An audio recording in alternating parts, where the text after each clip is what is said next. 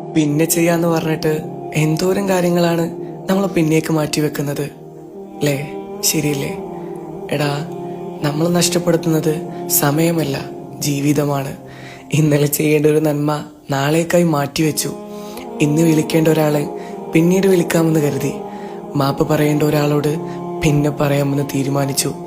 ഒരു സൂറത്ത് ഓതാൻ, ഒരു ദുആ ചെയ്യാൻ, ഒരു സ്വതക്ക നൽകാൻ കുറച്ച് കഴിഞ്ഞ് എന്ന് നമ്മൾ പറഞ്ഞു. പക്ഷേ ഒരു കാര്യം നമ്മൾ മറക്കുന്നുണ്ട്. നമ്മൾ മാറ്റിവെക്കുന്നത് ജോലികളല്ല, നമ്മുടെ ജീവിതത്തിലെ അവസരങ്ങളാണ്. കാരണം കടന്നുപോയ ഒരു ദിവസം ഒരിക്കലും തിരികെ വരില്ല. ഇന്ന് നമ്മുടെ കൂടെയുള്ള ഒരാൾ നാളെ ഉണ്ടായിരിക്കണമെന്നില്ല. ഇന്ന് ലഭിച്ച അവസരം നാളെ ലഭിക്കണമെന്നില്ല. അതുകൊണ്ടാണ് ഓരോ ദിവസവും ഒരു അനുഗ്രഹമാകുന്നത്. ഓരോ പ്രഭാതവും പടച്ചോൻ നമുക്ക് തരുന്ന ഒരു പുതിയ അവസരമാകുന്നത്. നല്ലത് ചെയ്യാൻ, നമ്മൾ മാറാൻ, പടച്ചോനിലേക്ക് കൂടുതൽ അടുക്കാൻ.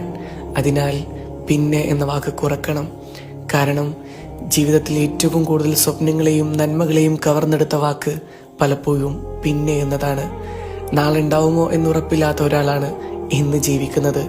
So don't wait for tomorrow to do what your heart knows today. Okay?